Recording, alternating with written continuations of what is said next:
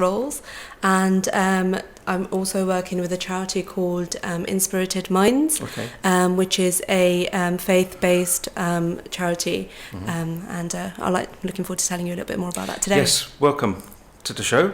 We've heard a little bit about Inspirited Minds before. We've had somebody come to the show a year or two ago from Inspirited Minds, so welcome back. It's always good to have you here in a different guise. Obviously, it's different people doing different things about Inspirited Minds, so we'll find out a bit more about them.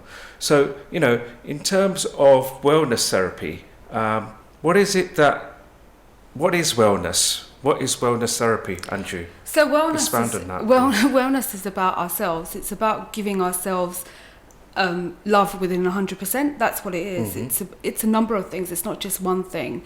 It's about working on our mind, it's about working on our body, and also working on our spirit. So would you say that loving yourself is the right thing to do in a spiritual sense? Most definitely.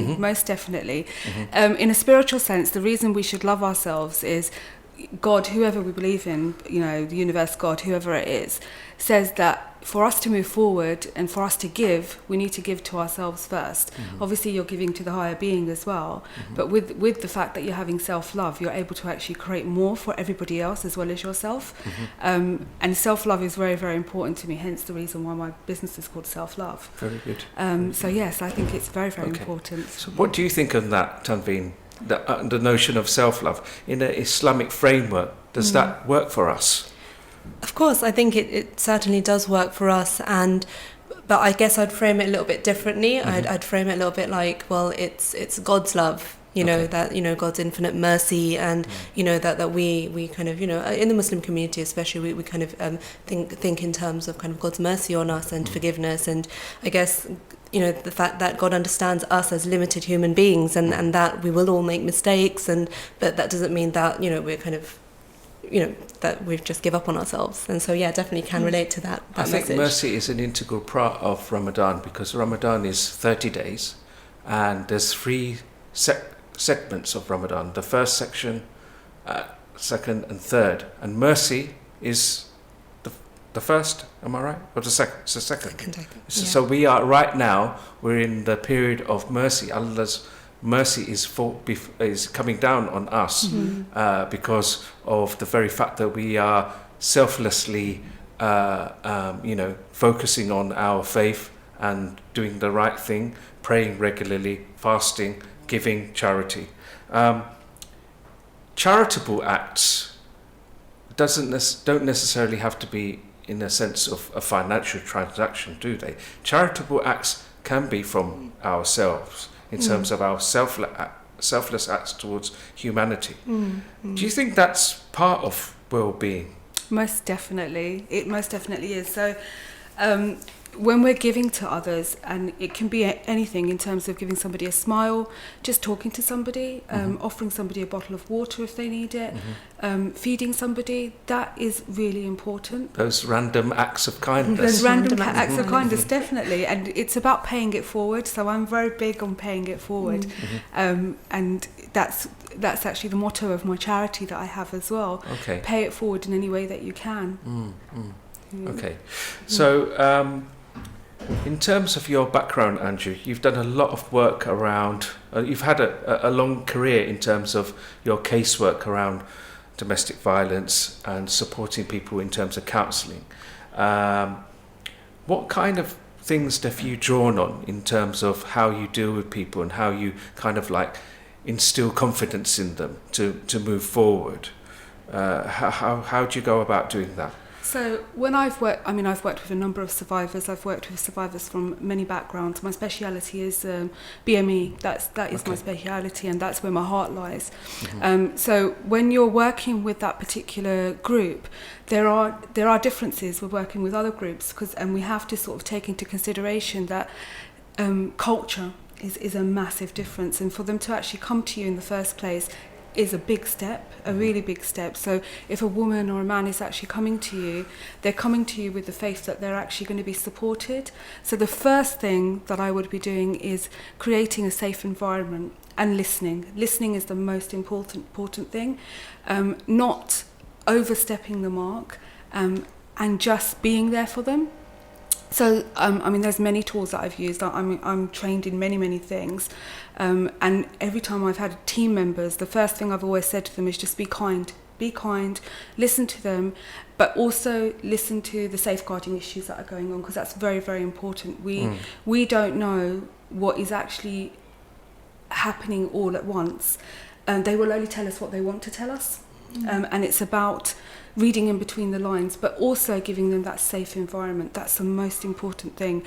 I use many tools, and it could be motivational speaking, it could be coaching, it could be just, how can I help you today? And instilling the confidence so they can actually open up to you. I think talking is important. We're going to be touching on mental health. I think it's all about coming forward and opening up. This is very vital to be able to be brave enough to not only acknowledge yourself that you have some kind of, I wouldn't call it a problem, you have something that is not quite right.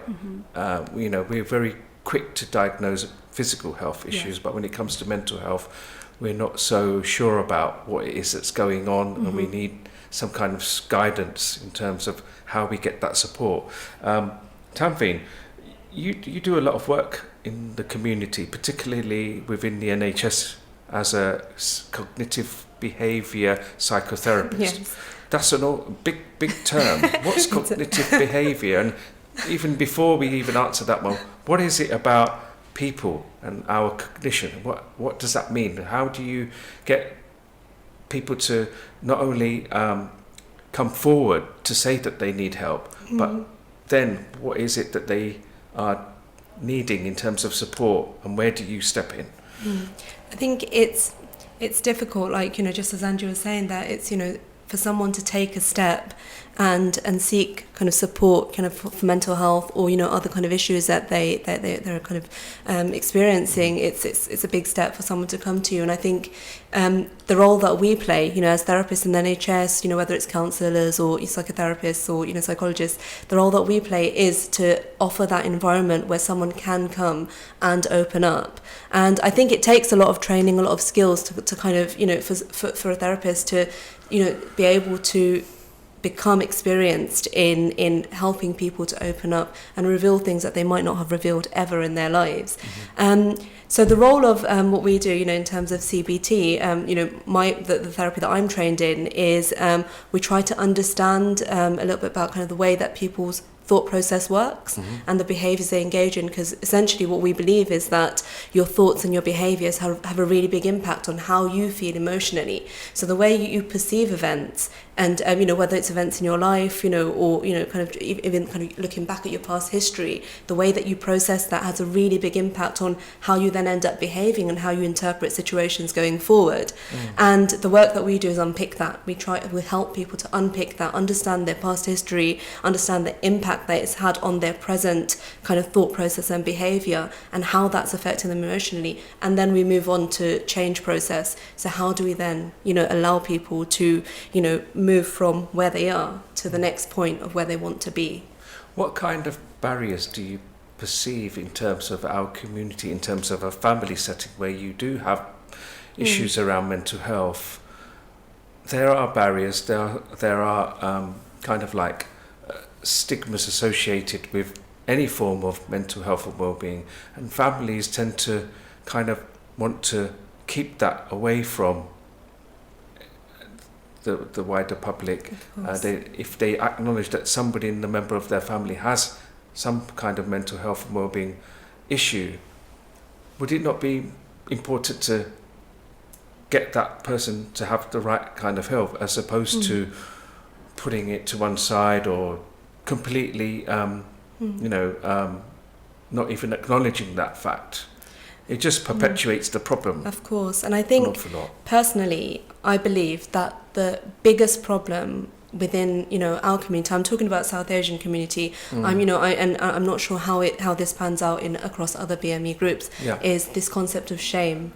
That is the one key factor that I will say over and over again, that this is what is the biggest kind of barrier to people seeking help. This idea of shame, and this idea of shame, I mean, it's so prevalent, that you can't do this, you can't do that. In Bengali community, you've got this thing, it's called shorom, or you can't talk about certain things, and I just feel like this is the biggest barrier. Although there are lots of other barriers as well, because a recent kind of article published in the BMJ Open Access Journal, this was only in May 2019. It talked about the disparity between the prevalence of mental health in BAME groups and the uptake of services. And they found there was actually two different things. So the first thing is, things like shame, personal factors, and environmental factors, like family systems and things like that. And the second thing was actually, not being listened to within the existing services that we have. So feeling like their culture was not dealt with sensitively, discrimination in the NHS. I mean, I know these are quite big words to kind of get out there, things like discrimination, when we know NHS is multicultural, and it works very, very hard on things like, training people up on things like equality and diversity. But unfortunately, it does still happen, and people are still experiencing it. And I think that's why people seek alternatives, and that's what our research at Inspirited Minds has also found, that, I mean, a lot of our research focuses on Muslim community, but that involves lots of different cultures, because as we know that, Islamic community has lots of different kind of cultures within it, from the BME community. So we've got black people, we've got kind of people from Asian backgrounds, and, a plethora of cultures, I think. You're both from ethnic minority communities. Tambeen, you're Bengali Muslim. Andrew, you're Sikh, Punjabi. Do you feel that you're representing our communities effectively, or do you think that we're underrepresented in terms of the role that you fulfill, and the fact that we need more people from BME communities not only becoming professionals, but we also need more people to encourage them to take up careers in these areas?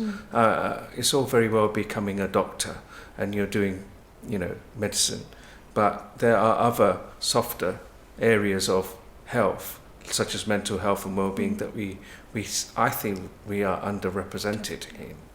Definitely. What do we do about that? I mean, how do we encourage more people to learn more about their well-being and mental health? You don't have to become a practitioner. We mentioned before we came on air, what can we do to counsel ourselves? So any ideas on that, Andrew? So for me, I would say it's about communicating and sharing it with the wider community. So I've been pretty lucky. I've won quite a few awards for the work that I have done, and everywhere I do go, I actually speak about it. I've experienced it on a personal level as well. So, I mean, not that I've come from a perfect family, but my family, they were very open in ways of talking and speaking. And then when I got married, I walked into a family that didn't understand about communication. So it was a double-edged sword for me. And from that experience, it was really important for me to actually share it within the community that I'm in, but also in the wider community. And I've been very lucky in that sense. And I think it's really, really important that we teach our children. We teach our children about communication, and we teach our children that there are other ways and there's other things to do as well. And it's finding those different things to do that. So I run a few workshops, and for me it's really important to do those workshops with teenagers, because it's great that you're doing it with the adults, but if we can get them at a younger age and speak to them at a younger age, that's actually reflecting on a bigger cycle and getting it straight in from the beginning. So it's, to me, I would say definitely communicating and definitely just talking about it. And I'm an advocate. The way I look at it, I'm an advocate. I'm quite lucky that I can go out and speak about it and use my voice. And for me, it's about using my voice, but I also empower other people to use their voice as well. Do you feel that it's important to have lived experience of any kind of problem set, be it mental health, domestic violence, or whatever? Is it better coming from somebody who's had a lived experience as opposed to somebody who's purely a theorist and has learnt the tricks of the trade and to talk in the way that they come across like they know a thing or two about mental health and well-being? Or is it better that it's kind of user-led in this borough, and I'll signpost information about what's out there in terms of service. We have people who have had lived experience of mental health and well-being, and I think that sometimes they're the best advocates. Definitely. They're the ones that can champion that cause a lot more better than you or I. Yeah. I wouldn't say you guys, but me, for example. I couldn't champion the cause for mental health because I feel I'm a bit inadequate in that area, whereas somebody who's had ongoing issues, and I've seen individuals who've got mental health diagnoses that are very much part of the fabric of our society. They have lots to contribute, but they have times when they have dips in their mental health, and they will go off the radar, and you won't see much of them. But that's not a negative thing. It should be viewed as something as part and parcel of how a person is and how a person behaves, and we should have allowances for that, should we not? Most definitely. We should have allowances, and also in what I would say is, in the field that I've worked in, we have something called vicarious trauma. So even when Say that again. Vicarious trauma. Okay. Trauma by kind of being exposed to people who've gone through trauma. Right. Yeah. So even the professionals that may have not gone through this and may not have experienced this, they're actually maybe living that through their clients. But when they experience that, in my opinion, with workers that I've worked with, it's taken them to the next level as well, and they're coming back and they're ready to work on a greater level. But it's about taking time out for yourself. And I think it's really important, really important, whoever you are, that you take time out for yourself in whatever field that you're working in. Okay. Just touching on your point that that you yourself might feel inadequate, in terms of because maybe you haven't had lived experiences or training and things like that in mental health. That there is a lot of research out there that says that mental health occurs on a continuum. So actually everybody has on some level, Yes. whether it's to to whatever extent it is. And I think that's kind of, I think it's for us, this thing about shame, that I touched upon earlier. The funny thing is that a lot of people who will advocate, just say, oh, that's shameful, don't do this, are suffering from mental health issues themselves. Now, if this concept was taken away, then they themselves would be seeking support. And I think it's something to think about, that actually mental health problems affect everybody. I'll give you a little example. Like, so when I was, sending out on social media, that okay, this radio show is happening and we're going to talk about mental health, I got lots of feedback, lots of positive feedback, but I got some well done, you're a doctor for mad people, and it's just like, okay, yeah, okay. And I'll tell you something about that. It's not coming from a place of wanting to hurt or be kind of have that kind of attitude. I think it's coming from maybe a place of not knowing that actually mental health issues are so vast. Maybe in our minds, and especially in our community, we think a little bit about mental health as in, oh, that kind of person in the loony bin or something like that, but that's not the reality. And I think as we're just developing so much as a community, I think, in terms of becoming aware that actually mental health issues affect everybody on one level or another, and that's where the kind of battling that stigma kind of starts. I think also we have a physical health and we have a mental health as well, and people seem to equate with the mental health that straight away, that if you say that you've got an issue, there's something wrong with you. But we are actually we're all born with it. Yeah. And some of us, can deal with it in a different way. Some of us deal with it in another way.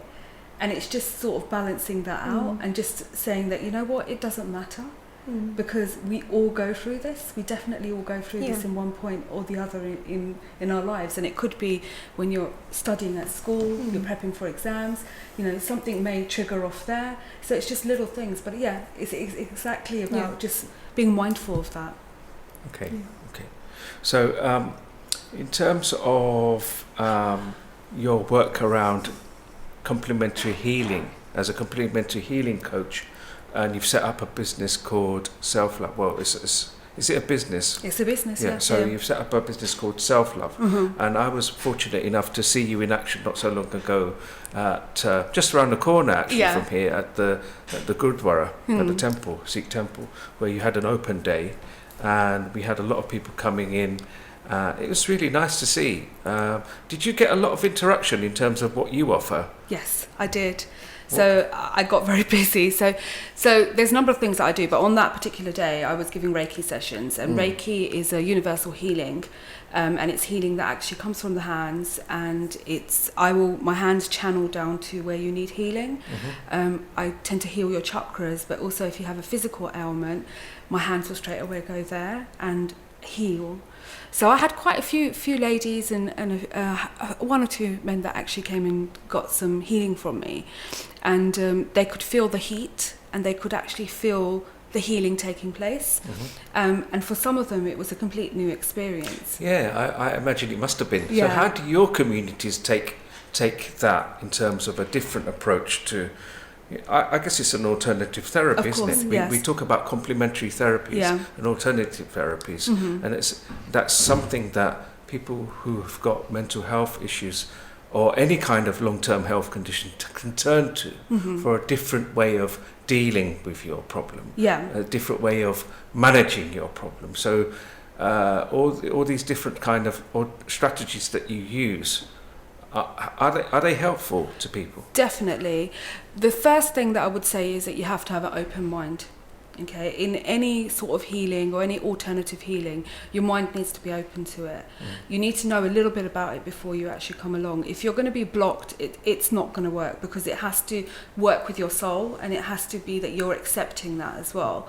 So I've found that I've actually helped a lot of people who have anxiety. Okay. So a lot of my clients that I'm working with at the moment actually have anxiety. I have a few clients that actually do have a few major mental health issues as well. And it part and parcel, you need to actually go for the traditional medication as well. Go and see like a counsellor if that's something that works for you. But this is something that's a little bit extra as well. Okay. And I have actually found a lot of results with it. Okay. And me, myself, I give treatments to myself, and it's helped me as well. Okay. So yeah, I would say that it's something that comes hand in hand. And it's not just the Reiki. So if you're looking at the coaching as well, the coaching is something that can take you to the next level as well. But I do that a completely different way. It's not like complete business coaching. It's coaching about what you want for your well-being, and working out what's right for your well-being first, and then we can work on everything else afterwards. So, Tanvi, would you say that these types of approaches are useful when it comes to mainstream services? And would mainstream services like to offer those up to potential service users and patients coming through the NHS system? Do you think there's room for looking at other types of self-management techniques, such as something like mindfulness, for example? I've used mindfulness, and it's very good. It's almost like meditation. It's like when we pray 5 times a day, we're actually meditating. We are connecting to our Creator in a way that there's no other way of connecting to anybody. It's our own personal downtime with our Creator, our Lord, and it is in the spiritual connotation. It is a form of meditation, is it not? Yes, yeah.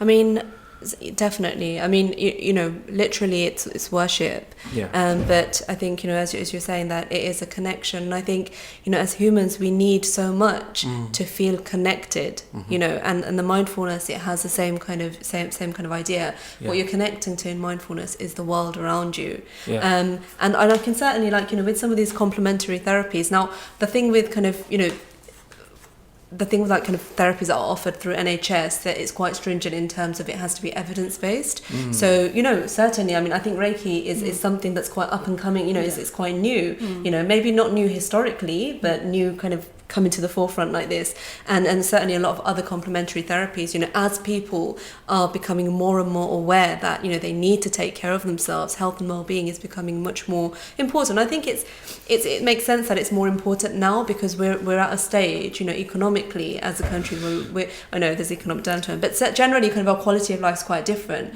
We're not, I guess most of us are not, striving to eat and do kind of fulfill basic needs and things like that. So we can think about, how to look after our well-being in other ways. So certainly in the Western world, I think the focus has, of late been well-being and how to become more healthy and well.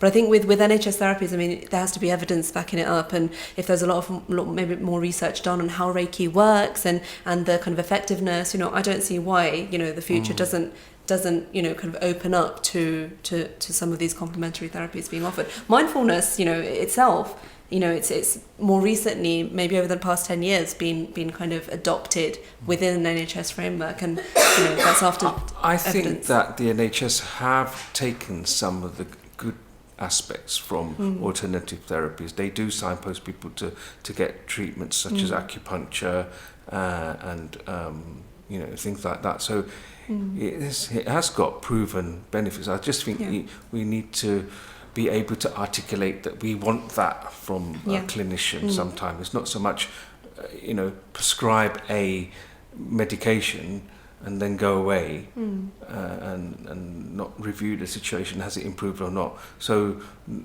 there's something called social prescribing now in the NHS, which is being implemented, particularly in this borough.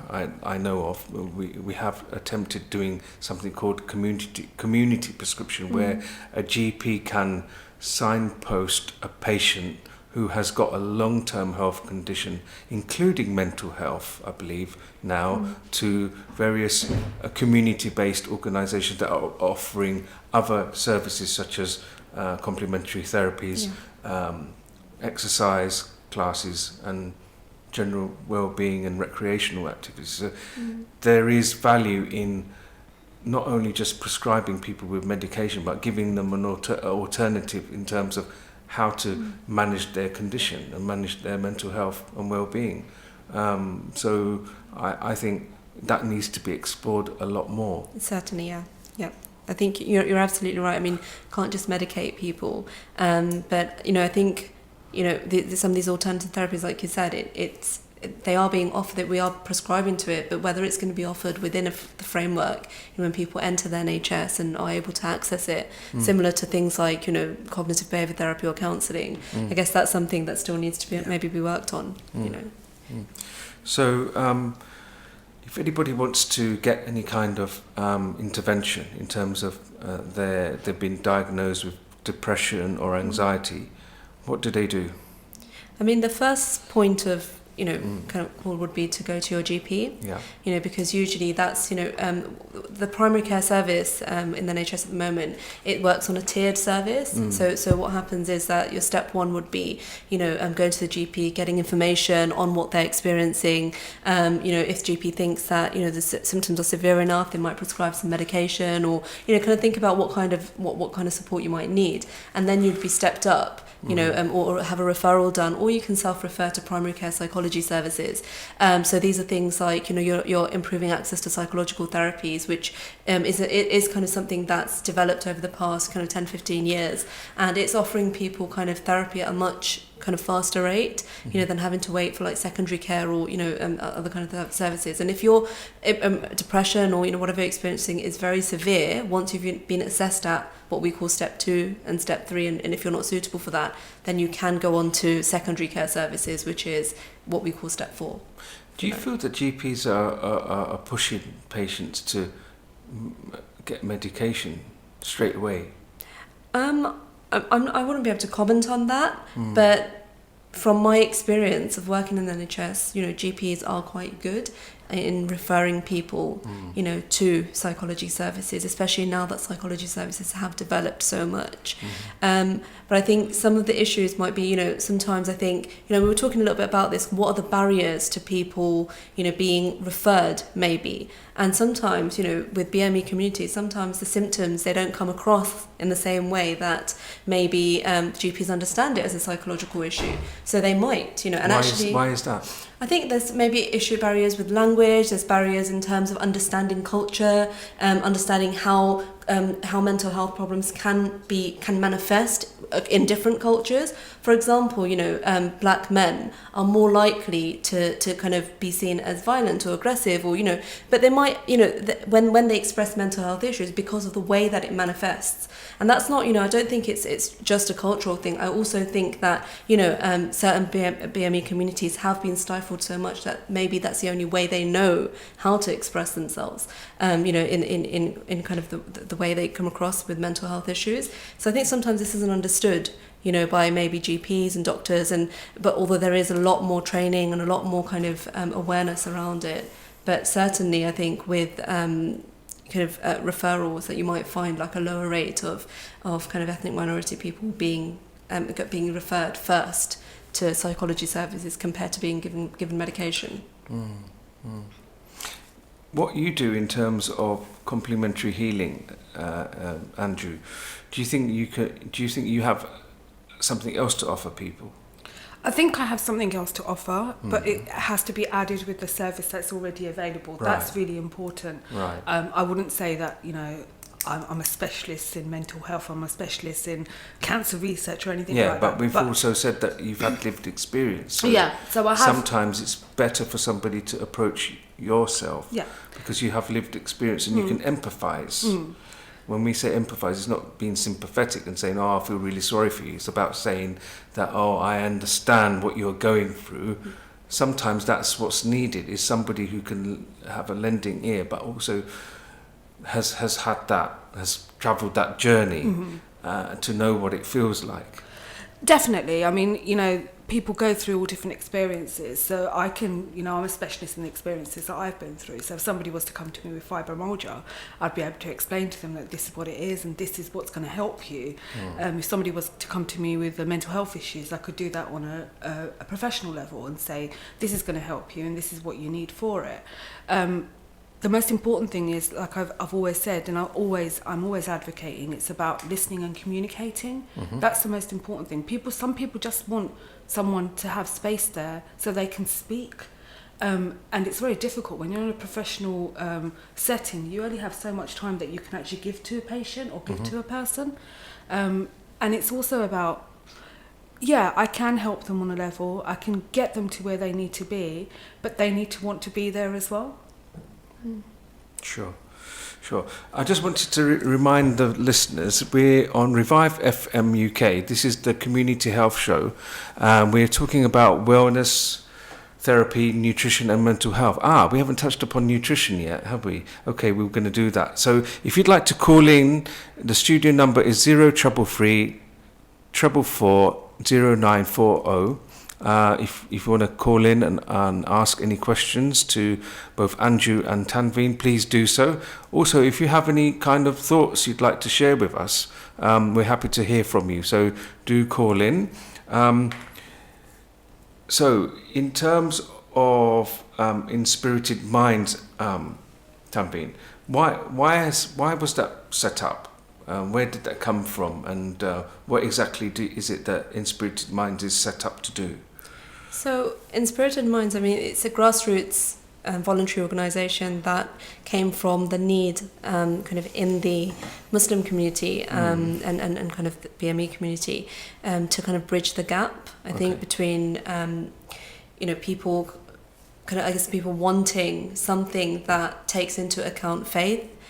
So we know that mental health is helped or hindered by lots of different factors, and I think one of the things that we wanted to kind of tap into is kind of using people's faith, the Islamic faith, to help people kind of deal with kind of mental health issues, as well as use it in a way that we bring awareness to the community that actually mental health and Islam and psychology, they can all kind of tap into each other, and we can use it in that way. And I think the thing about kind of what Inspirited Mind has done, we've done a bit of research around it kind of in the community, and this is, people have expressed a need, like saying that actually the services that are existing right now, they're not meeting those needs. So for example, I did a show on OCD the other day on Islam channel, and some of the questions, that came about were things like, well, I've got OCD, and with OCD it is a fully blown mental health problem, which you need psychological support for. But when you go to the NHS for it, in these particular circumstances, when they went to the NHS, they were told their repetitive behaviour, which was prayer and, doing wudu and things like that, just stop doing it. And I think for someone from a Muslim faith, where prayer and, these are fundamentals of your faith, for someone to say to you, just stop praying, just stop doing wudu, just stop repeating these behaviours, which is actually a part of the OCD treatment, by the way, because what you're doing is you're reducing kind of repetitive, obsessive behaviours and thoughts. I think that will push people away, and it did push this particular person away from seeking support psychologically within an NHS setting. Okay. Now, I think what this says is two things. That one, that perhaps there's a need for people to be trained sensitively, in issues that concern faith. Now, faith is something that people, a lot of people do hold very dear to them, and I think we as professionals need to understand that. And I think generally, it's not something that's talked about a lot, especially when and I don't think, from my experience, I don't think Muslims feel comfortable to speak about faith, obviously with kind of more, especially over the past 10, 15, 20 years, when I think there has been a lot, a rise, in anti-Muslim rhetoric, and that's something that we have to acknowledge. It does have an impact on people within the kind of Muslim community. So people talking about their faith, how it impacts on them, what they want to, their values, I think it's something that is, Muslims stifle within themselves a lot of the time. And especially with experiences like this, where someone can be so misunderstood, and not to say that, the professionals themselves were wrong, because they were probably following the protocol for OCD treatment.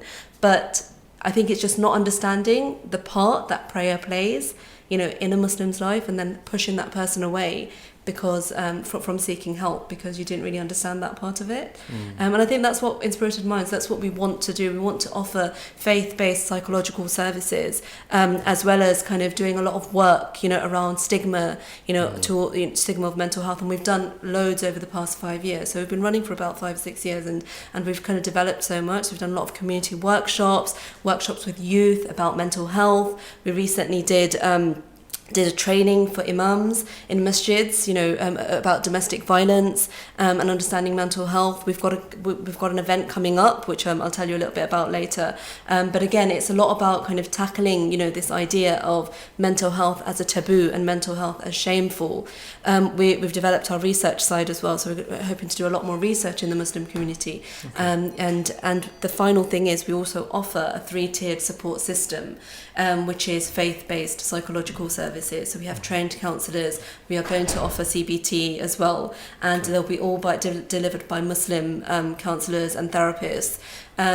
We also have an instant messaging support system that we're developing. So that'll be, you'll be able to kind of work with support workers, in kind of like a direct messaging type of way, to have 20-minute sessions of just support, almost like befriending in a way. And I think this all fits in because sometimes it's not about getting professional support. Sometimes it's about connecting with someone, and I think we spoke about this kind of before the session, before the show as well. That as humans we're social beings, and you find that loneliness is at an all-time high in the UK, and that's quite it's sad. Because we have so many people in the UK, and we're all busy and bustling about each other.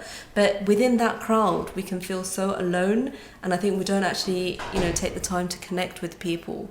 And, our support services are really about helping Muslims to do that. Not just Muslims, because we do, we say that it's open to everyone. But it is based on faith and Islamic ethos. And I think that's what makes it quite unique to maybe standard psychological services. I think a thought to put out there is really people like yourselves can only do so much, because if you're not approached, people can't get the help. So what else is it that we can do as a community to bring forward these issues? Do you think it's important, like Tanveen said, that we ought to have faith leaders and imams being trained up in being comfortable around talking to people around wellness, their health, and their mental health? That's a question that I'd like to ask our audience who are listening in. Do you feel that that's an important thing? Would you rather go to a faith leader or a community leader to disclose something about your personal mental health issues in a family context as opposed to going to a GP? Would you feel that that's a more comfortable environment? We're going to take a break now, so we'll come back and talk more about this. And I also want to talk about young people in terms of mental health. And I know that there's been funding, and where is that best placed? How should we utilise funding for mental health services? Is it really doing anything? Is it having an impact? So we will talk about that. So this is the Community Health Show. Your host Abdul Malik, and we're talking about wellness therapy and mental health. If you'd like to call back after the break and talk to our guests, Anju and Ahluwalia and Tanveen Chowdhury, and they're more than happy to take your calls. So Jazakallah khaira, keep listening in, and we're back after the commercial break.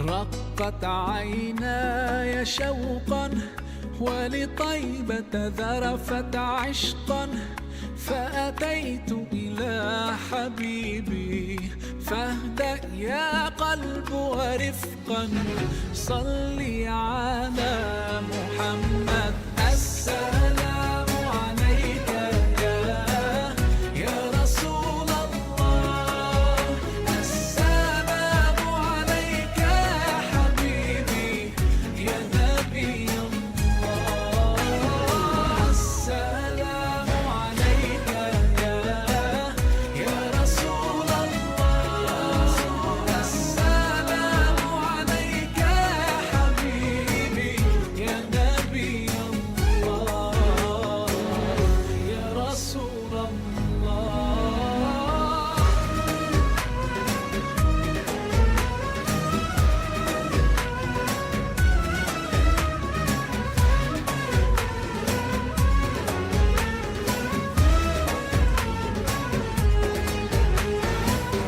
قلب بالحق تعلق وبغار حراء تألق يبكي يسأل خالقه فأتاه الوحي فأشرق اقرأ اقرأ يا محمد السلام عليك يا رسول الله السلام عليك يا حبيبي يا نبي الله السلام عليك يا رسول الله السلام عليك يا حبيبي يا نبي الله يا رسول الله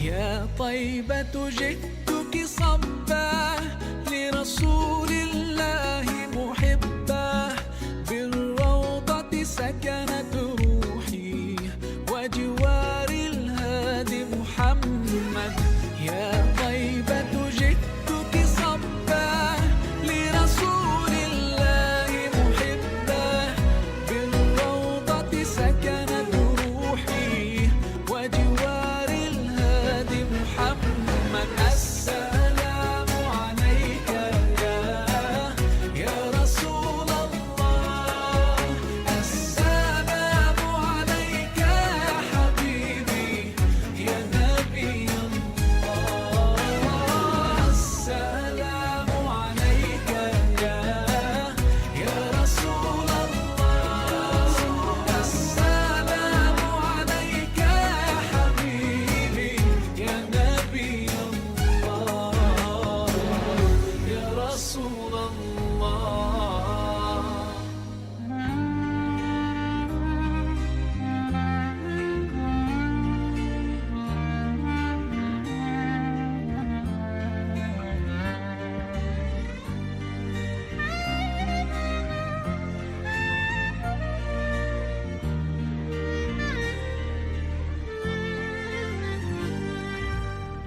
He's there in the darkness, you will never know. So gentle in every breath, like a river that flows. He will light up the sun and reflect upon the moon. From dusk until dawn, He will guide you to the truth. Ya Allahu Rahman, Rahimu Malik, Qudusu Salam. Allahu Rahman, Ya Allahu Rahman, Rahimu Malik, Qudusu Salam. Allahu Rahman.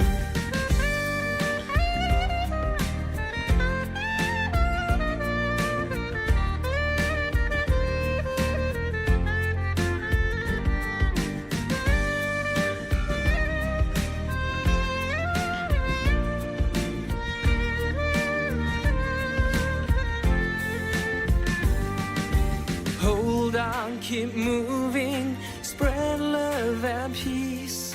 Smile and laugh, never cry, 'cause you were born to be free. You crawled, you walked, you ran till the end. And when you fell, He was there, so have trust in Him. I know my purpose, to change the earth, to help the needy and the orphan child, to shine so bright with every step that I take and every word that I say. I want to shout out to the world with love and guide upon my way. Ya Allahu Rahman, Rahimu Malik, Qudusu Salam. Allahu Rahman, Ya Allahu Rahman, Rahimu Malik, Qudusu Salam. Allahu Rahman.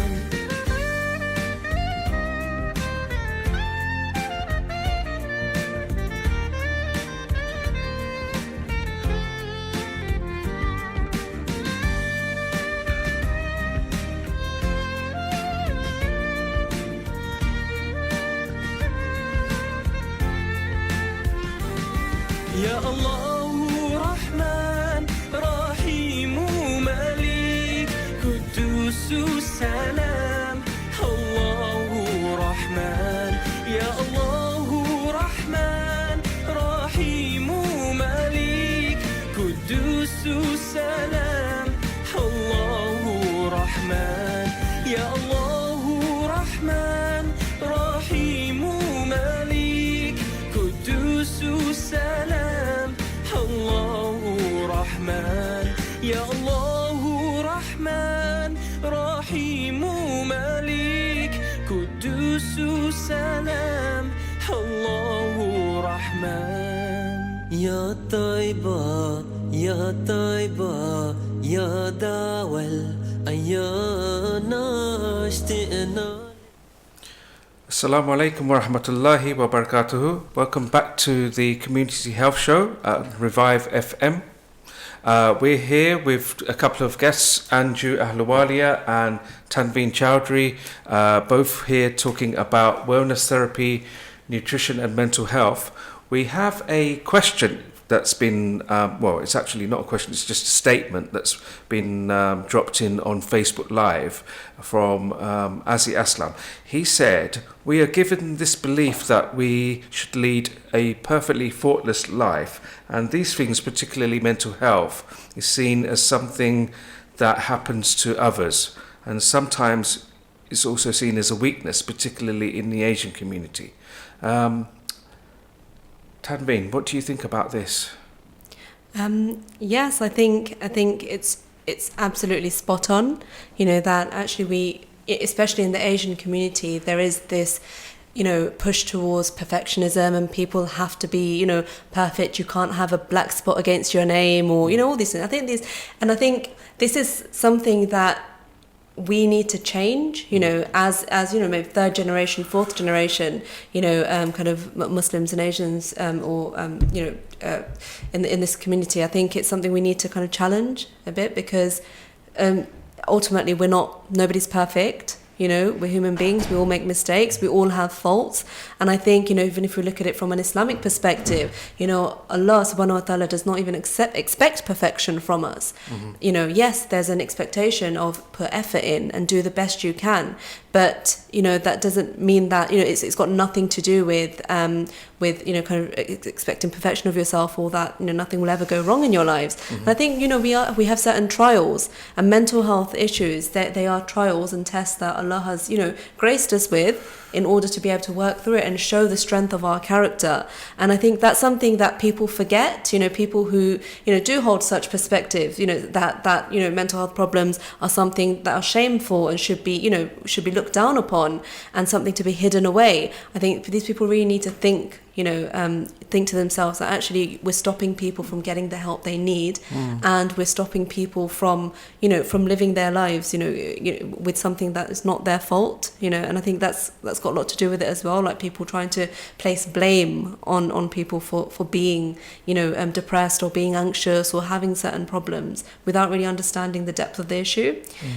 So I think it's, certainly spot on that we are, there is a lot of, emphasis on being perfect. And I think we should strive for excellence. I mean, our belief system and our faith, Islam tells us to perfect ourselves continuously, which is incumbent upon us through learning, through knowledge. We need to do a lot more in this month of Ramadan.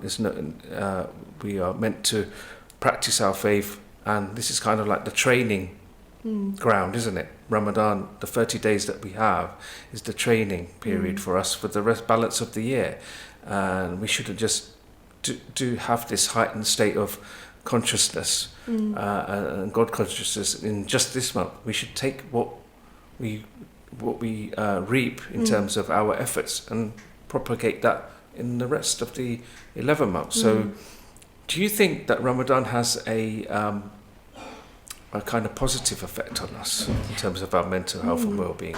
There's the feel-good factor, that we're doing something that's not only worthwhile to ourselves but worthwhile to others, and what we're doing spiritually and pleasing our Creator.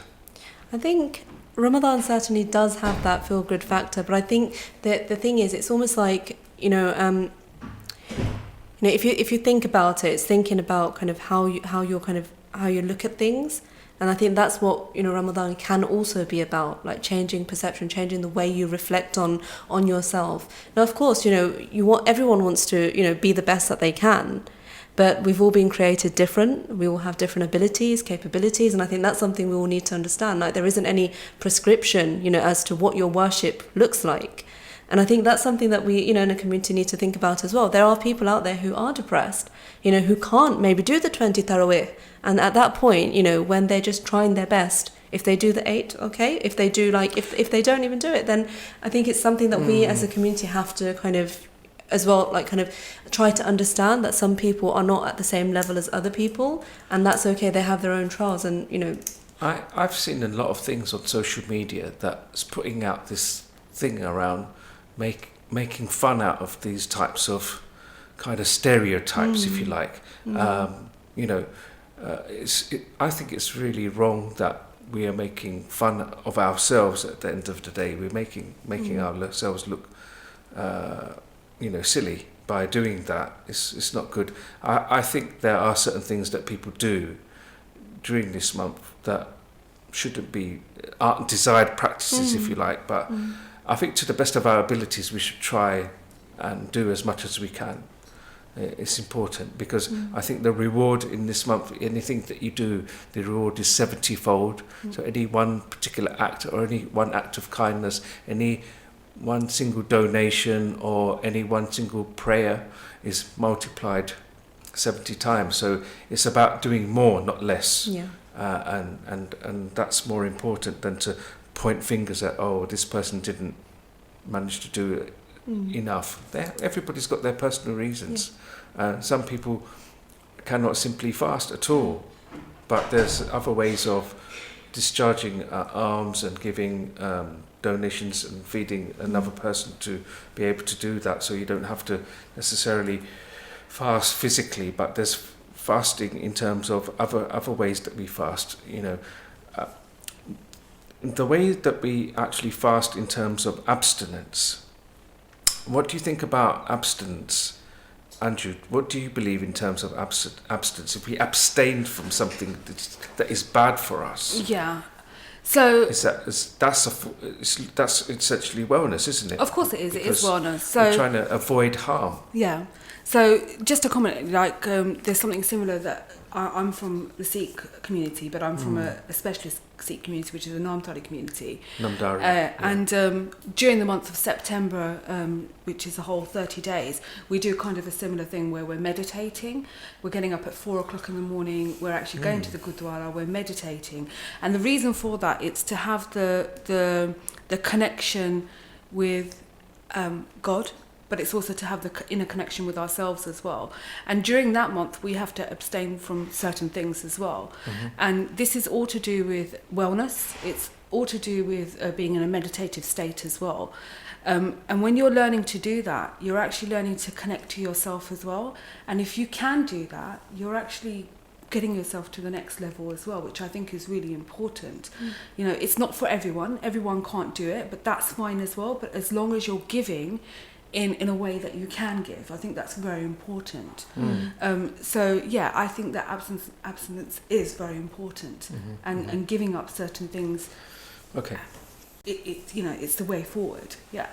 The question that we posed during the break, or before the break, around community and faith leaders taking more of an active role in terms of being advocates out there in terms of their mental health. What kind of things does Inspirited Minds offer those people to be able to be equipped to kind of contend with issues around mental health and feel comfortable around having a dialogue with worshippers, people who are coming into masjids and places of worship? What kind of things are available to them?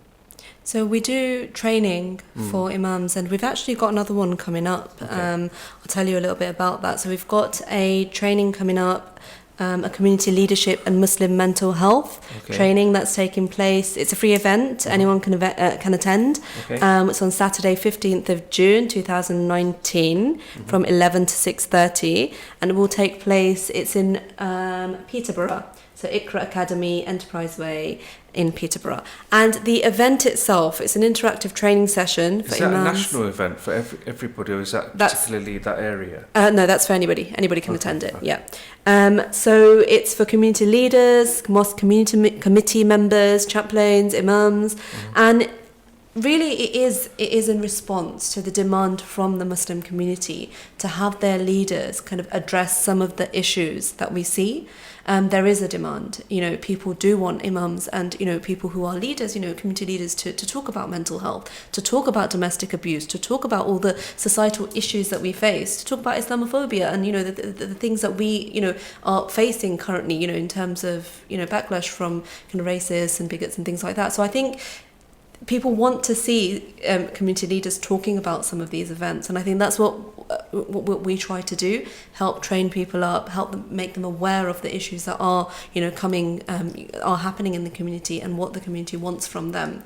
And I think alhamdulillah, the imams, they have been receptive. The people that we've spoken to, they have found the trainings that we offer beneficial, and all of our training, it's backed up by research. So, we do research in the community, find out what people want, and then try to, develop training packages for that. And it's something we want to continue doing, not just for just imams and community leaders, but also, things like, equality, diversity training and things like that in the NHS. So understanding more about BME communities than the Muslim communities, who might seek, psychological support. So we do, and we want to take it globally as well. So we don't just want it to be in the UK, but, have a global impact in terms of, allowing people to find out more about mental health and tackling stigma, on a global level.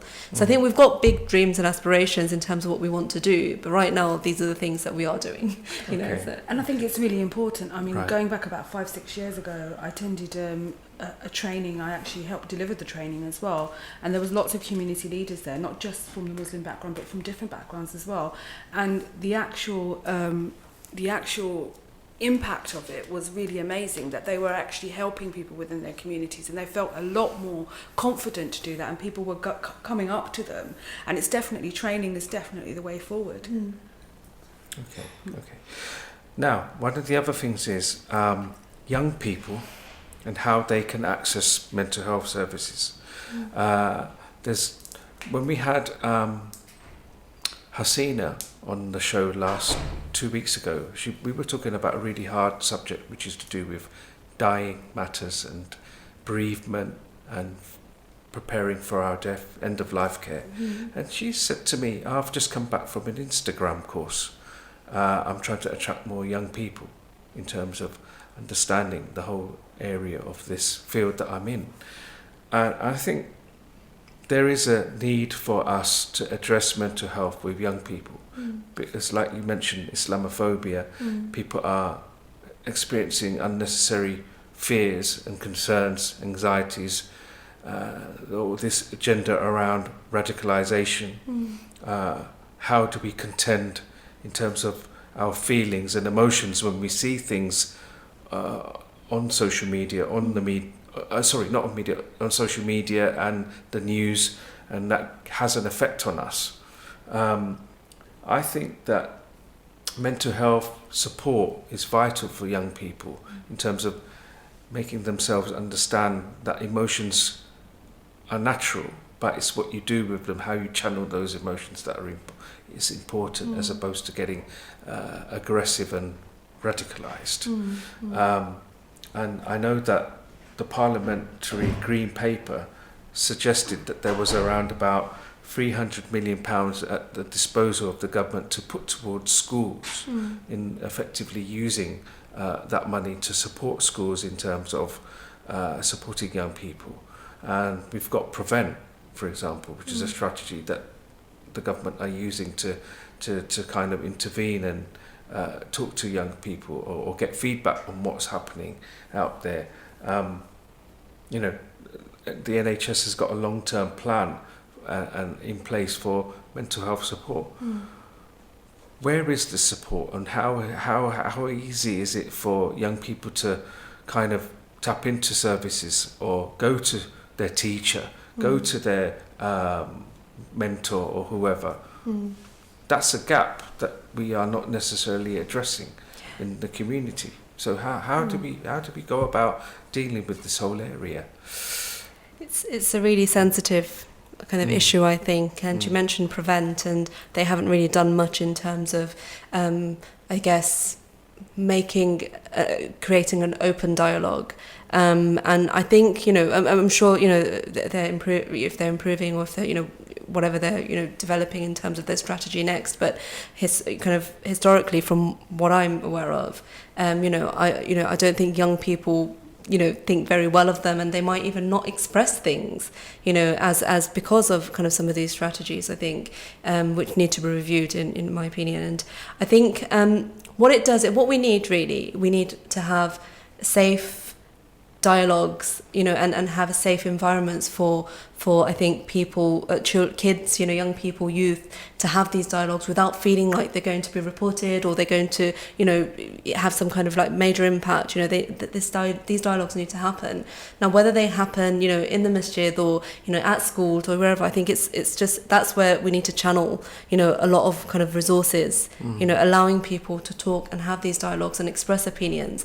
And I don't think, I don't believe in like, a system that kind of stifles people from expressing opinions, and because that's how you get them out and that's how you learn, from other people. And I feel like some of the strategies in place at the moment, they're not really allowing people to have that space. There's a lot of fear-mongering that takes place, whether it's from, the representation of Muslims in the media or the strategies that the governments have placed. For example, there was, I think there was recently kind of that debate on whether Islamophobia should be defined, whether there should be a definition. And I think, it's really and I think it was the chief commissioner of the police who was like, well, saying to Theresa May that, you know, it shouldn't, that there should be no official, don't quote me on this, but there shouldn't be, the definition that was proposed, it shouldn't be taken on board because it would stop the police from, from stopping and searching or from, carrying out, whatever checks they need to. And I don't think that's 100% true. I think, the reason that a definition was needed at that point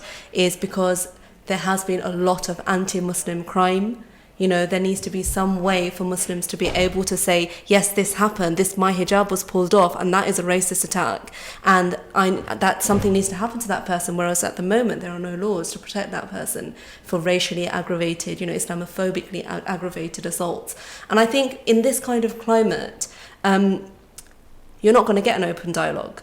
You're not going to get people, youth, coming and saying, yes, these things happen to me, because what they're learning is nothing happens. Your needs are not going to be met. And what's going to happen more likely is if you ask for a prayer space, or if you ask for some way to express your faith, then you might get reported to Prevent, or you get picked up as that radicalized child just because they want to express their faith. And I find it really kind of disturbing that in the UK, which has these values of freedoms and democracy and everybody matters, human rights and all these things, and your faith is a protected thing, I just find it quite difficult to for that doesn't sit well with me, being someone who's born and brought up in the UK and had been afforded all of these these great things and luxuries, I think, in a way. My question is, what type of environment do we need for our youngsters to come and share those frustrations and feelings in a safe space? Should some of this funding come to us? Should some of these funding be available to us, to institutions like this, to best use it? And obviously there should be allowances for scrutinising it, to come in and check that everything's okay, and this is not a hotbed for terrorism. So we should be able to be proactive as a society, as a Islamic community, to say, look, we understand these levers and drivers in the community that's leading to unnecessary concerns, but we want to take a positive step to deal with it. And it's our future generations that we're concerned about, and we're concerned about their mental health. Because if you pinpoint somebody and you say that they're potentially a terrorist suspect, what is it that's led to that in the run-up to that? Is because when it's when the boot is on the other foot, it's somebody that's perpetrated an act of terrorism, but they had a mental health problem. When we've had attacks on mosques, we've had attacks on Muslim people, and I include Sikh people as well, because they've been misinterpreted as Muslim, so they've been attacked unnecessarily, and the person that's the perpetrator invariably is dubbed, this person had a mental health problem. So mental health is intrinsic in all of this, so we should have that opportunity to say to people, look, if anybody's going to get radicalised, red, white, green or blue, whoever they may be, it stems from an imbalance in their mental health and well-being, surely. What do you say about that? So what I say about that is currently at the Gurdwara that we're at, we're actually putting programmes on for youth to actually be able to speak. So we're doing programs, we're inviting all youth. I think it's really important to do that as a community, just to invite all youth so they have a safe space to talk. And sometimes you can't do that in the traditional way of doing that, and it has to be somewhere different, and it has to be somewhere where they're not being judged as well. Obviously we need to look at the safeguarding of everything, but it needs to be a space where they can come and speak, they can come and do what they need to do. So what we're actually now putting on is events for them to come and attend. If they want to, if there's something they want to do, so they may enjoy photography or they may enjoy something, helping them with that. It's about bringing their balance up, and that's going to help their mental health as well. And they're not going to feel confined. So, like I said, I'm from the Namthari community, so we wear the white turbans, and they're the round turbans, and there's a lot of people that do, within our community get mistaken for Muslims, and they actually, get a lot of criticism for that as well. And they've been through that point where they have been have been accused of certain things, and it's affected them. So this is why we're actually getting at that point where we need to work with the youth, but we need to work with the youth on their level. That's the most important thing that we have to do. We have to understand we can't tell them what to do, but we can show them. Yeah, and for me, that's really important, that we need to work with the youth. It's important, I think, just like you said, to kind of be on their level and understand their experiences, and that's where I guess, a lot of research comes in, like kind of actually talking to youth and getting to know what they're experiencing, kind of day to day. Maybe that's where some of the funding should go, all this funding that's available. And I think certainly, I think community... Do you find as in Spirited Minds there's a problem in terms of accessing certain types of funding that you would like to do, which is more evidence-based, more research-focused, and can potentially allow for more innovative services to be created? Because surely there's a need for it. I mean, I think we should have focus groups for young people to come in and disclose what they're feeling and thinking, as opposed to a prevent strategy. I think that would buy in a lot more. I agree with you. And then you can film it, you could record it, and you can use it as a kind of a dialogue and a discussion that's kind of shared, and then you could put that forward as a best practice, and it could be implemented in all parts of the country. I mean, it's nothing like trying something different that brings about some kind of spin-off in terms of a benefit that's worth pursuing and worth funding. So I think there's opportunities for mosques, gurdwaras, and all different types of settings to kind of work on this. And I think it should be a collaborative thing. It should be a multi-faith thing. Sometimes there's value in doing things. We've had iftars here. We've had iftars in the whole of the community, bringing communities together. I think that's what we ought to do, is to show that we want to embrace the community. We are part and parcel of it, and our youth are no different from other youth. So it's important to discuss things around this. Anything else about Inspirited Minds that you feel is worth mentioning in terms of what services you're offering, particularly around cognitive behaviour therapy? Yeah, so we do, in terms of the services we offer, as I was talking, about before, we do offer a 3-tier kind of support service. So the first part of that is kind of information on our website. So please do have a look on our website. It's what is it? Well, just type in Inspirited Minds and you find it. We're also fundraising at the moment for the charity to be able to offer more funded counselling and CBT sessions, because we do offer funding for people who are of a low income or don't meet certain threshold. So we offer funded sessions. I think it's up to 6 sessions initially, and then up to 12 sessions if necessary. But so that's the service that we offer, and that's from qualified counsellors and soon to be kind of cognitive behaviour psychotherapy as well. So we are kind of expanding the support that we offer. We also have a second tier kind of support system where you'll be allocated to a support worker and be able to kind of connect with them through direct instant messaging, which is something we're kind of working on at the moment and should be launched fairly soon after Ramadan. So we are in terms of the support we offer, we've got something set up, and it's a good setup. And if people do feel like they are experiencing mental health problems, or even just want to connect with someone, to help support them through difficult issues, then we're here, and you can contact us, and we will try our best to help you. Because it's been Mental Health Awareness Week, the kind of big TV platforms are doing themed programs as we see in terms of mental health. There was one particular program that I've been particularly quite keenly watching, is particular key celebrities in the community have been doing these programs and talking about their personal journeys in terms of their depression, anxiety.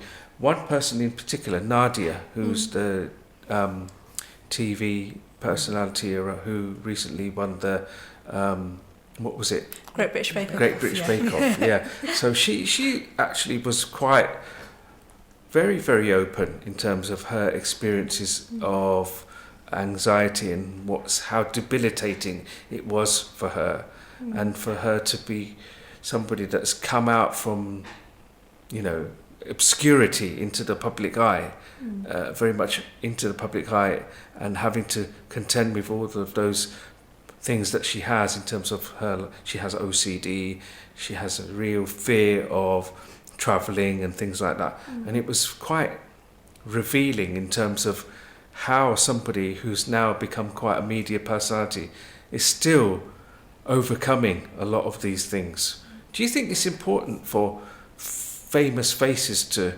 be our role models, if you like? Do you think it's important? Andrew, do you think famous people should be good role models? I think they should, definitely. Because you have a someone who's quite famous, I think now, who's a good role model. So do you think it's an important thing? It's definitely important, because when we're looking at it, youth are actually looking up to these famous people, and it's not just the youth, adults are as well. And at the end of the day, they're human. We have a caller. Okay.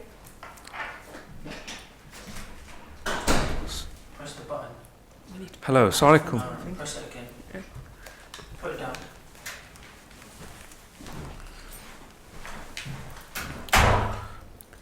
Okay. You will get a call now. Okay. So I think we've got a caller coming in. So so young people are important. Most definitely. It's definitely important for young people to have someone to look up to, but also if they can, that celebrity can we say have a that. caller actually, so let me... Hello, assalamu alaikum, caller. Walaikum salam. Who am I speaking to? You've called into the community health. My name's Azzy Aslam. For a question on the Walaikum salam. Yes, what's your question, Azzy? Thanks for calling in. The question I've got is we've talked about mental health in general terms across the Asian community. Yeah. I'm curious to find out what kind of group I'm sure it happens across the board, but what's the most prevalence of mental health sort of things that are coming out? What are what are we actually facing in a large proportion, and across what age group would it is it coming through? Okay, who would like to answer that question? I don't mind trying to answer that. So you're asking what type of mental health problems are occurring more or most? Yeah. What are you finding when people come to you with mental health challenges? What is it? You talked about OCD, one example. In the large proportion, what are you seeing when people come to you saying, they've got, some mental health issues? Specifically in the kind of South Asian community, the types of mental health problems that I would say are most prevalent are low self-esteem, and that can have lots of other things attached to it, like anxiety and depression, but certainly low self-esteem comes across. One way that manifests is a lack of assertiveness, and I can certainly see how that fits in with kind of a lot of the experiences, I guess, of people in South Asian community, and the parenting that maybe has contributed to that, as well as other factors, like environmental factors, stresses, things like that South Asian community might have gone through. So yeah, definitely kind of those types of things have been most prevalent. One thing I've noticed a lot as well is post-traumatic stress disorder. That's I've had a lot of people come through for that, and I think a lot of the time we don't in our community we don't talk about that. Talk about trauma and the impact, the kind of types of things that impact upon us as a community, to leave individuals traumatized. So that's something that I certainly see a lot of. And I think it's something that we need to talk about a lot more as well. So things like neglect, physical abuse, sexual abuse, things like that, all those things need to really be spoken about, I think, in our community, because they're not touched upon enough. And it leaves people traumatized, not once, but 2 or 3 times, because not only do you go through the event, but then you get told you're not allowed to talk about it. So that's someone telling you what happened to you. It doesn't matter. And then the third time is then the community, if they find out about it, and then you're again, now you're the black sheep. You're not going to get married. Nothing's going to happen. Good's going to happen for you. You're looked down upon. And I think this is a really dangerous and disturbing kind of dynamic to be in. So yeah, just to answer your question, that's what I would say I found affects us the most. Okay, does that answer your call, Asi? Sorry. Does that answer your call? It does. I mean, the other part of it was I was trying to understand which age group. I mean, is there a particular age group that you're seeing more than others? I think certainly we see more like third generation kind of age group coming in. So things like middle aged and not too much above that. So we don't see a lot of people from our community who maybe are above like 50 or 60 coming in. And I feel like that's got a lot to do with. It's kind of mental health is something quite new that we're understanding in a new kind of way. So I think generally people above 50, I would say, even if they do come in, I don't think success rates are very good because of things like communication and kind of language barriers and kind of other factors. And sometimes it's just some habits and some kind of ways of thinking. It's quite difficult to unpick it past a certain age, especially if there are a lot of other barriers, like like I said, the language barriers and cultural barriers that get in the way. Thank you for your call, Asi. I appreciate your input. So we're going to take another call, actually. So let's see.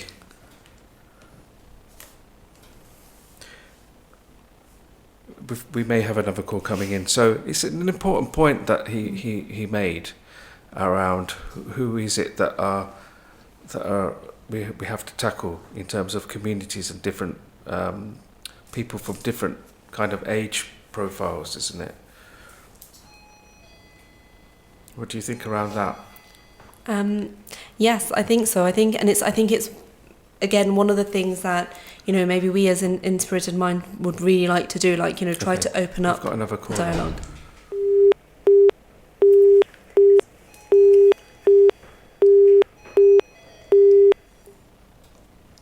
Hello, caller.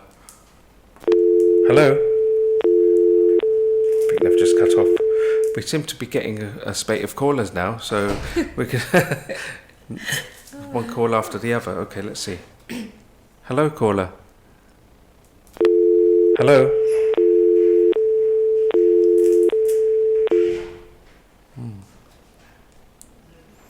No, it's call's gone off. Okay. So young people need to be supported in a particular way, and we were talking about social media. Why is it ever so important to use different approaches around social media to tackle, connecting with young people? So what I would be saying with that is young people, the way they're communicating now is social media. When we were growing up, we didn't know what social media was. Now it's like part and parcel. Before you do anything, everything is via social media.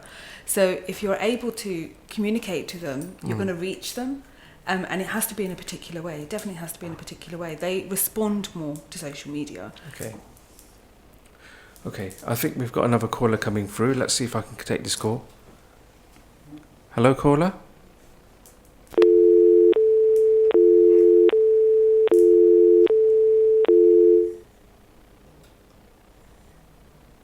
We seem to be disconnecting the calls for some reason. Okay. Somebody's calling in again. Hello, caller. Hello? I don't know what's going on. Anyway, we'll carry on talking. The other thing was around Grenfell. There's been a lot of ongoing issues around Grenfell in terms of, why is it that we still have a problem with trauma, and there's been an ongoing issue around bereavement as well. So we need more people to go in as counsellors and support families, and I don't know why the government hasn't supported it. The NHS have been going in to support people, but it's been very ineffective. Inspirited Minds did support the whole victims around and the tragedy around Grenfell. It's still an ongoing mess, isn't it?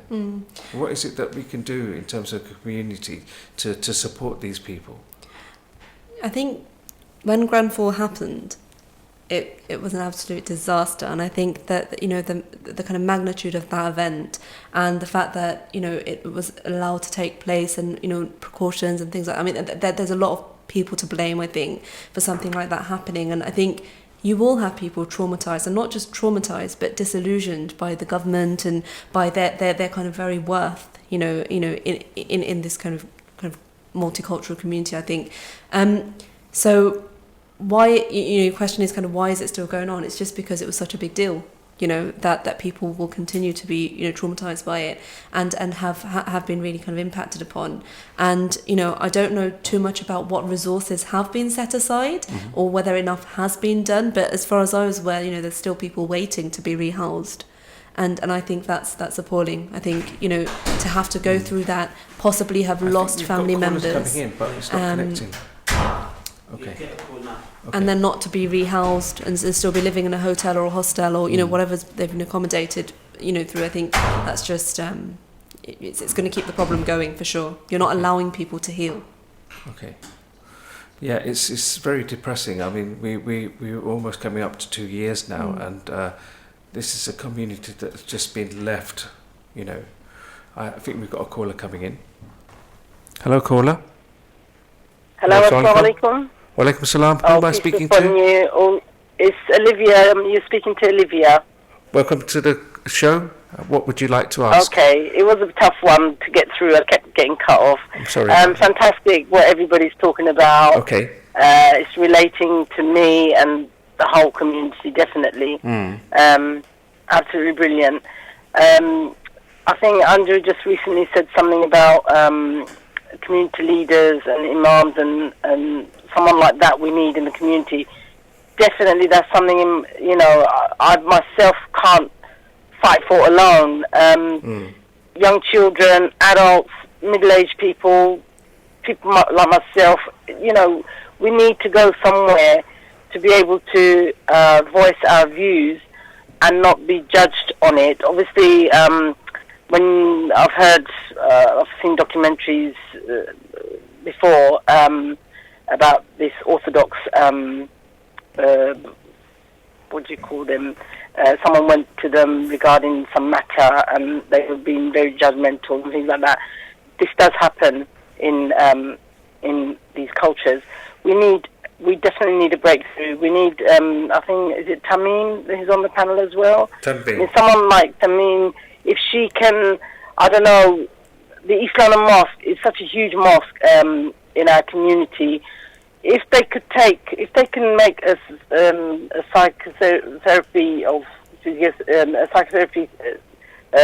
take a room, and I don't know, have people, young children, be able to go up there and chat about anything what's going through their minds. You know, or someone like Tamim, being there, I swear it would have been so busy, and if something like that can happen, that'd be great. But so what you're anyway, asking for is a space that any potential mosque, such as ours here, or in a safe area, because we do focus on faith a lot as well, and you know, we kind of think, oh, is this allowed in my faith, or is that, you know, what does my faith say about this, or you know, we do think about faith a lot, and there's nowhere to go to get that connection and the answers that we're looking for. I think this is something we touched on a bit earlier. Yeah, you're right, Olivia. I think we need a safe space for our youngsters to come and talk and express things. And you know, it's actually a preventative approach, isn't it? The idea that you've come up with is I'm sure other people are thinking it, but not necessarily saying it. Yes, of course they are. So we need that. We need that dialogue with people. We need to have an open door policy, and mosques and other it's like a drop-in policy, spaces should have an open door policy. If it feels too uncomfortable to come into a mosque, then we should be able to use a community space. And I think certain places of worship are geared up now and have got areas where there's a designated space like a community hall or a kitchen or something like that we can utilize that space. and have these dialogues, have these open forums. I agree with you, and thank you for calling in. I appreciate your input. So we need to explore. We need to explore that a lot further. So thanks a lot for your call, Olive. Appreciate that. Yeah, that's okay. That's okay. So I think we're getting people thinking around this a lot more. We should have more discussion around things like this and talk about mental health in a natural way, in an organic way, not necessarily in a way that it's something negative, the negative connotation. We should try to dispel the negativity around mental health and make it more acceptable. And the only way you could do that is talking to your fellow neighbour, to your brother, to your sister. A mother should be talking to their son or daughter. A dad should be talking to their son or daughter. How are you feeling today? You seem upset. What is it? We need to have that as a part of our daily kind of way of connecting with our loved ones. But I think what there tends to be this issue around a generation gap. Our older generation are far too removed from anything that's happening with youngsters. I mean, just looking at some of the programs that are out on TV in terms of social media, the amount of pressure there is on youngsters to act and behave and look in a certain way. It's an enormous amount of pressure, isn't it? And that's affecting people's mental health. Certainly, I think there's like a really big kind of cognitive dissonance in a way, like in terms of, for example, like, what you think you should be doing, and what's kind of expected of you. So for example, like kind of your beliefs, like for example, Muslim girls, for example, I know a lot of Muslim teens who do opt to wear hijab, also, and some who don't. And I think sometimes it's almost like, well, if I do opt to wear hijab and I've got all these kind of pressures on me to not wear it or to look a certain way, that is going to create kind of a dissonance in what you want to do and then what's expected of you, and vice versa as well. Some people don't, and but then there's a pressure, and I think there's a lot of judgment, I think, in the community, and I think we need to kind of come away from that. And I think you're right, in terms of that generation gap. Sometimes I think a lot of parents, maybe through lack of knowledge, maybe through lack of kind of awareness, they place their expectations on their children without going through that process of teaching, of helping them learn, of understanding what makes their child tick. And I think that's a really important thing that we as a community also need to challenge. It's not just about individual therapy or working on the individual, but working on kind of families and kind of systems as well, because I think all of that is going to have an impact, on how the next generation come up. Something that just sprang to my mind is the government in terms of the education and the agenda around sex and relationship education that's been kind of like imposed on various BME communities, and we don't know what to do as families, as parents. Our youngsters are being taught around SRE at a very, very early age, even in terms of primary age, not necessarily even getting to secondary school age. That in itself is a problem in society. We need to be able to openly talk about certain things that are a bit taboo when it comes to our youngsters. They're kind of like saying, whoa, our parents, the parents for these young children in this generation are saying, well, we want to push back. It's not acceptable. And then the younger generation, they may have a view on it. They might feel comfortable talking about it, or not so, as the case may be. That is another area, I think, any kind of mental health support that's available for people, because it does affect, it plays on your mind. Am I something, is it something unnatural for me to talk about this? And I think you're right. I think parents do need to kind of be a bit clued up. At the end of the day, every parent has a right to teach their children according to their faith or according to their kind of views. Now, if that child then goes and once it's reached maturity or whatever and has different opinions, okay, you know, that person's choice at that point. But I think, you know, as parents, you know, certainly up to a certain degree, you know, we have to think about, right, how much of our rights are being infringed upon, you know, by government policies, and like, you know, and I think sometimes it's difficult, you know, it's difficult to think about things like this because, you know, certainly from my background, like these kinds of things, we wouldn't talk about it. No. You know, you don't learn about relationships, you don't learn about what is consensual, what's not consensual, what's, you know, what's wrong and what's right. Nobody talks about these taboo subjects. And I think you've kind of hit something, you know, there, that actually it does need to, it's something that we as parents, you know, need to kind of look. learn about. I think, you know, as a parent myself, I think something like this is a life skill at the end of the day. If we're not equipped to not only deal with the physical side of relationships, but the mental side of relationships, how do we cope? You know, we've got spiraling problems around divorce rates, marriages that are concocted in a matter of weeks and months, and then you're finding within a year marriages are breaking down. And also there's the financial burden placed upon parents and their children. You know, it's really has a detrimental effect on society, and then you get after effects of it when families crumble and when marriages disintegrate. The whole community's, you know, you're exposed, aren't you? You're literally like saying, "Oh, I only went to the wedding last month," or now I hear the two the boy and the girl in question. Well, they're no longer living together.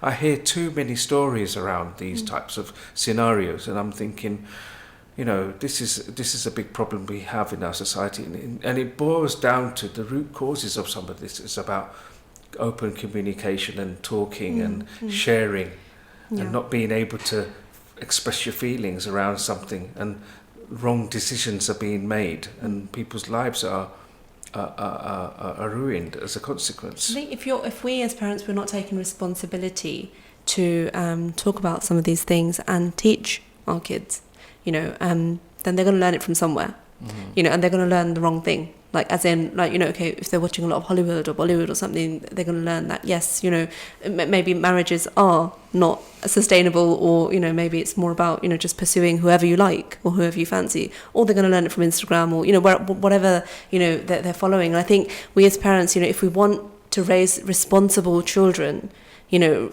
responsible adults who know kind of the ins and outs and are responsible from the onset, then we have to be, you know, a big part of that, and we have to be willing to learn about and learn how to speak to our kids and communicate it, even if it brings up our own anxieties.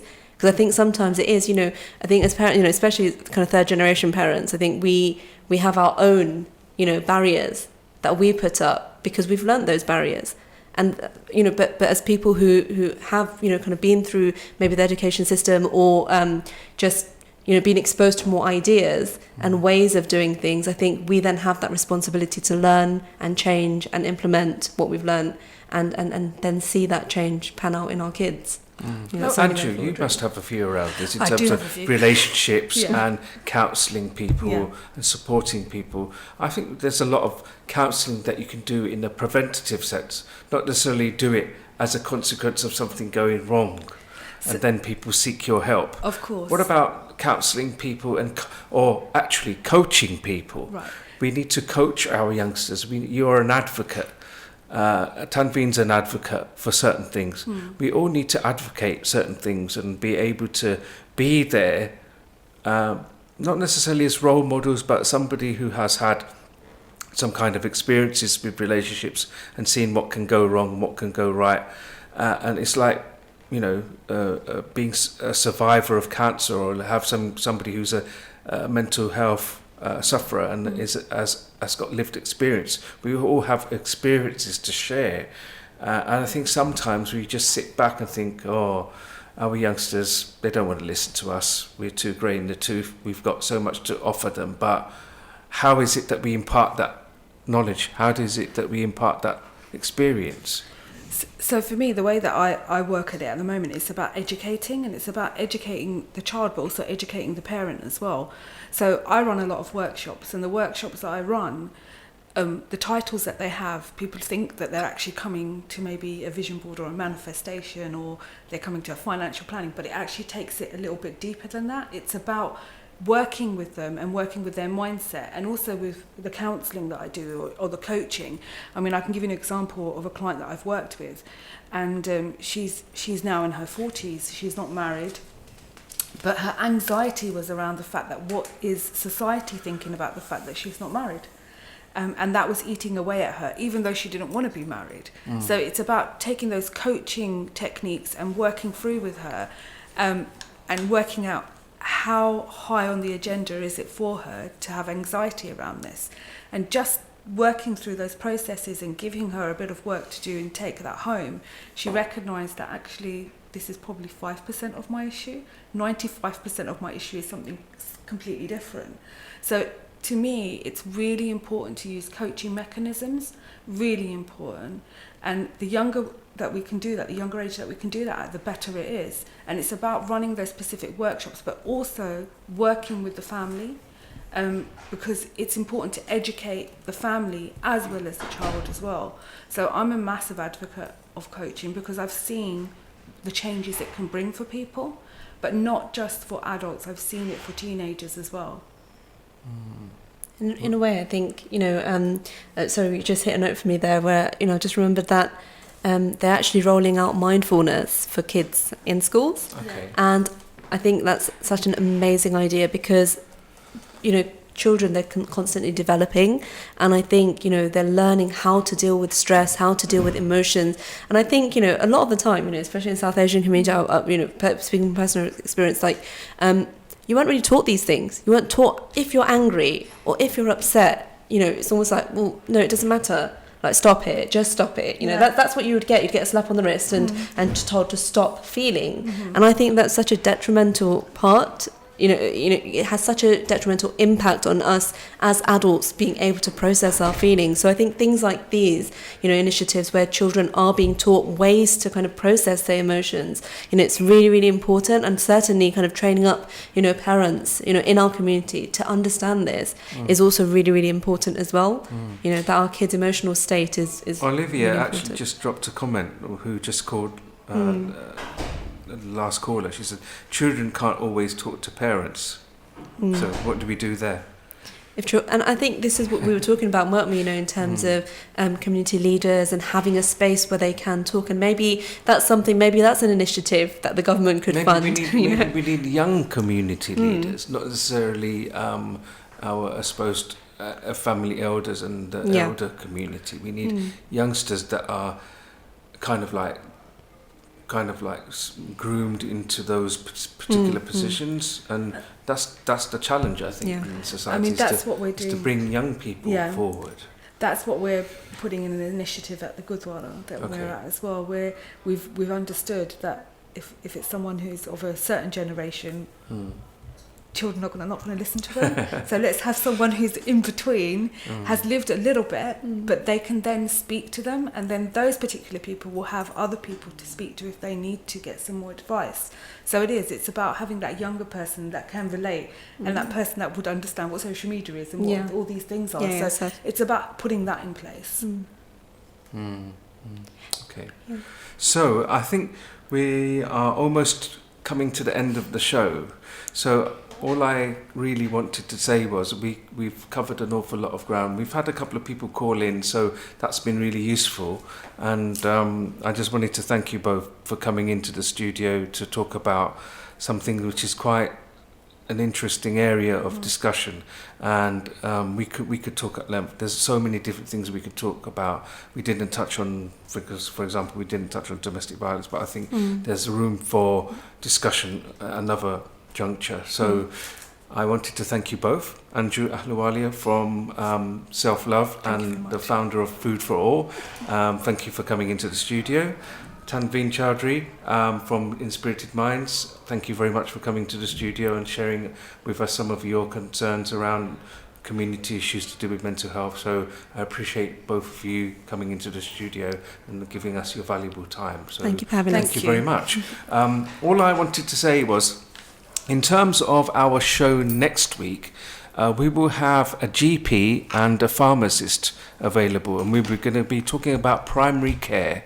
And you can call in with your questions around GP access, how difficult it is to get appointments, what your experience is in GP surgeries.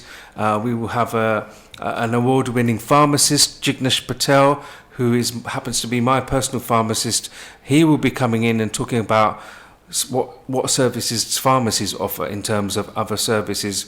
There's also information around travel advice and Hajj preparation in terms of vaccination. So if you have any questions around that, feel free to call in next week on our community health show. This is Abdul Malik, your host. Thank you very much for calling in. Jazakallah khairan. After the break, we're going to be having the fundraiser for Minhaj Welfare Foundation. So do tune in and do participate. Jazakallah khairan. Thank you for listening. Assalamu alaikum wa rahmatullahi wa barakatuh.